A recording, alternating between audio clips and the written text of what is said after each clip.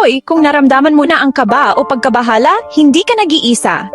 Alam ko kung paano, kapag nagmamadali ang isip mo, malakas ang tibok ng puso mo at pakiramdam mo ay pasan mo ang bigat ng mundo.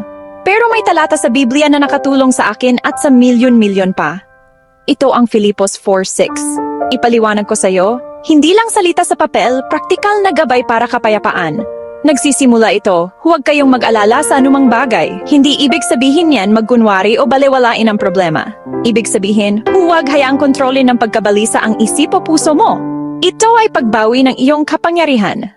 Ano ang gagawin mo? Sa bawat sitwasyon, panalangin, pagsamo na may pasasalamat, ilahad ang mga kahilingan sa Diyos. 3 hakbang. Una, manalangin.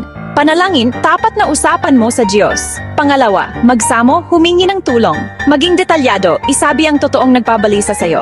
Pangatlo, magpasalamat. Pasasalamat kahit maliit, nagpapalit ng pokus. Ganito ko ginagawa. Unang hakbang, pangalanan ang alalahanin. Pangalawang hakbang, ipanalangin ito.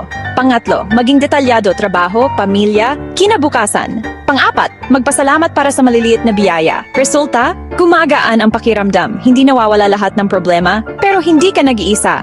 Filipos 4:6 pangako, Diyos na nakikinig at nagbibigay ng kapayapaan. Kaya kapag dumating ang pagkabalisa, huwag hayaan itong dominahin ka.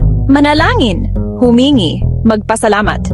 Magtiwala, hindi mo ito hinaharap mag-isa. Kasama mo ang Diyos kahit sa pinakamahirap na araw. Ito ang paraan para makahanap ng kapayapaan. Kung nakatulong, ibahagi. Mas malakas ka kaysa sa iniisip mo at hindi ka kailanman nag-iisa.